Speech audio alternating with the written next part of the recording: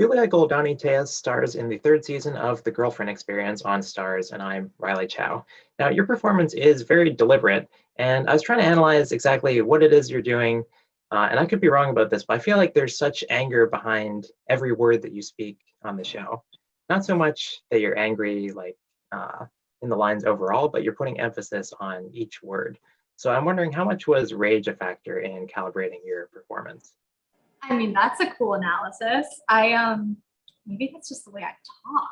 I don't know. I think what was cool about this character is she was able to access a lot of emotions that obviously all women have, but aren't necessarily as socially acceptable for us, and therefore aren't like tropes that we necessarily see for women on television. So like what I noticed is that a lot of the people that I was researching that I thought Iris would admire are like anger is a very big motivating factor for them, like whether that's anger at an injustice in the world or anger for personal reasons, like rage is a motivator. And so I think Iris does have a lot of rage in her.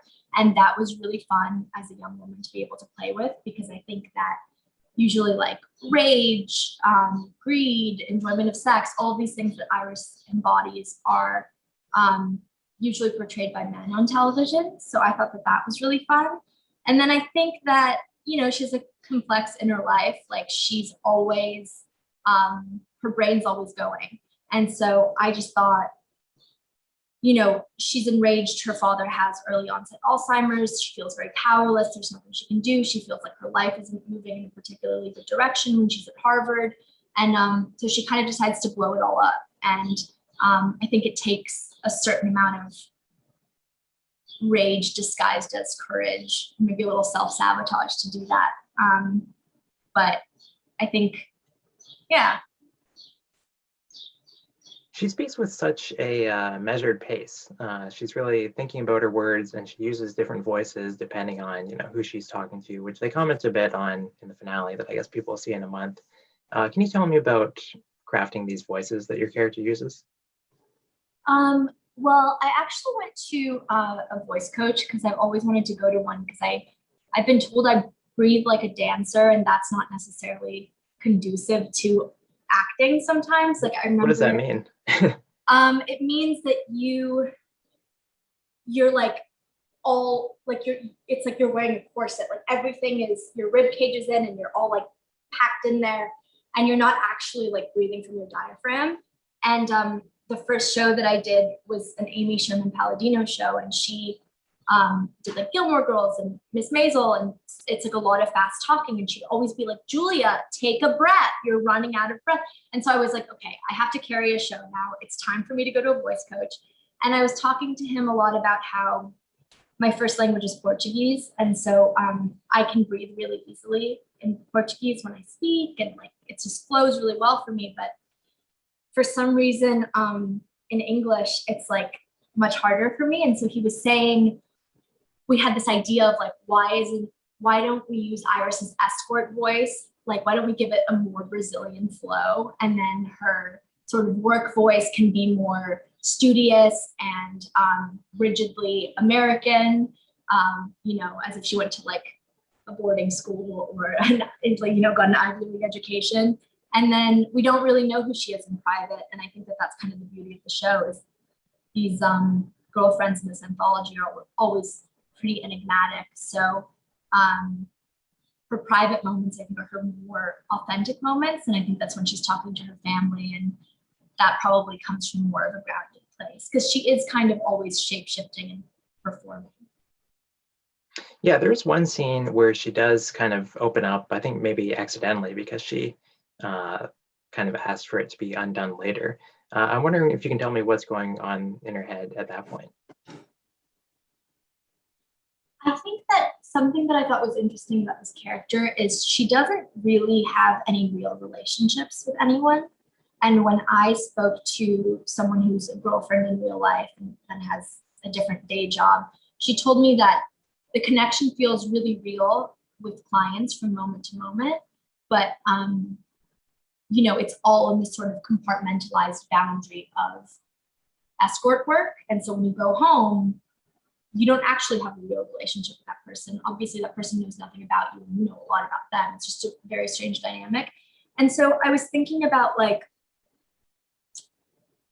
she's so desperate for intimacy, and she thinks she can only do it in these confines that she's laid out for herself. And I think, you know, this weird experiment that she puts herself at the center of is very future facing and technological and arguably unethical, but it's also like her Achilles heel is that she really does want to connect. She just doesn't know how to do it. So like this experiment she does is very psychological because she uses science and like research to actually connect with people because she's too scared to connect with them in the real world. So it's like better if it's like an experiment, you know, like not that the experiment isn't real, but I think she really has this desire. So I think she starts feeling really intimate with these people that are being brought in, and she starts giving away a lot of herself because she realizes she hasn't said anything out loud, she hasn't said anything real out loud to anybody. And she's like bursting at the seams, and I think she gets really tired of shape shifting, and she just is in a lot of pain.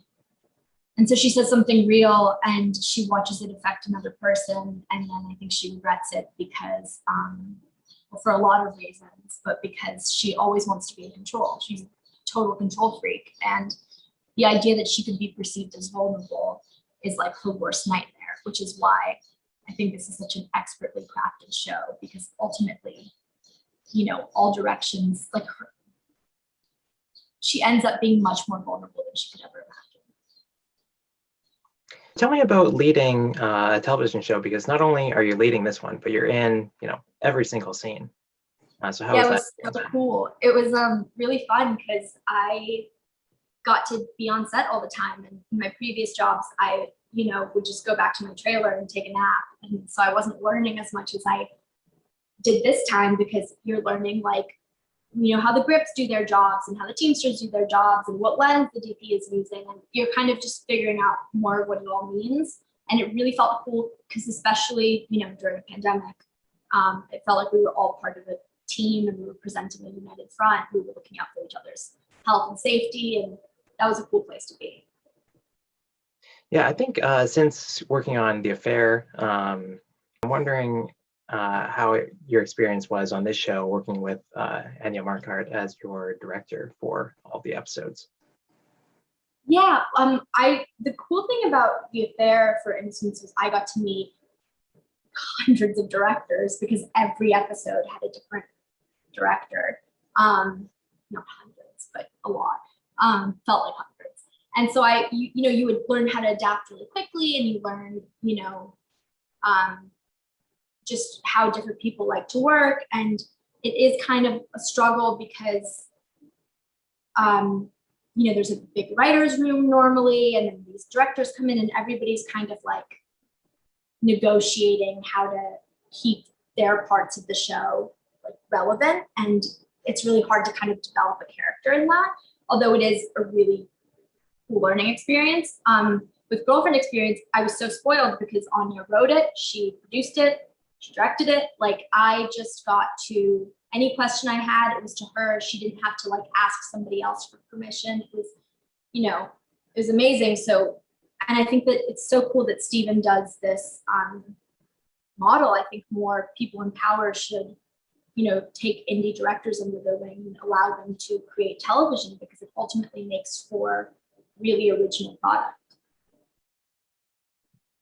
What did you learn from watching the previous seasons of The Girlfriend Experience? I loved the previous seasons. I saw the first one with Riley Keough on the plane, and I was just like, who is that? I'm like, why is she so cool? And I also loved the women in the second season. The stories are so different with each character in the franchise, but I think the underlying tone is the same, which is this sort of Soderberghian intelligence, detachment, these sort of enigmatic women who are in control and fully not in control at all. So I think like it was really helpful to watch the previous seasons just for the undertones.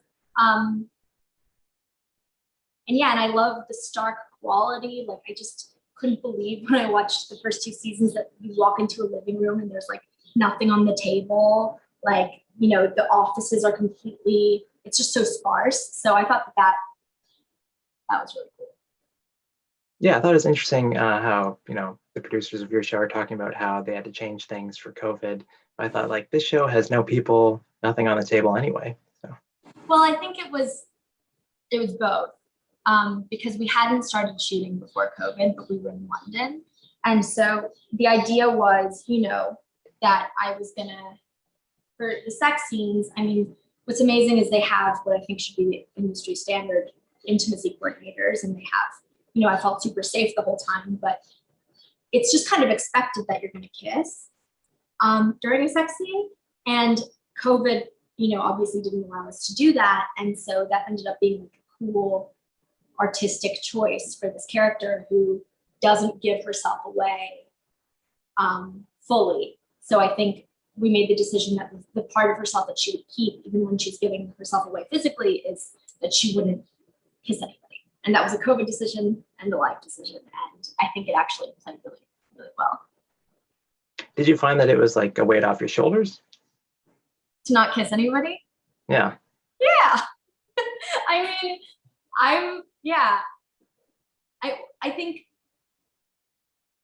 what's really cool is, like, I used to be a dancer and I got to realize that so much of the sex scenes are choreographed by our intimacy coordinator was also a fight choreographer. So it just felt like we were, you know, fighting back to the rage, you know? How many different versions of Iris do you think you played? And I'm wondering how you kept them all separate.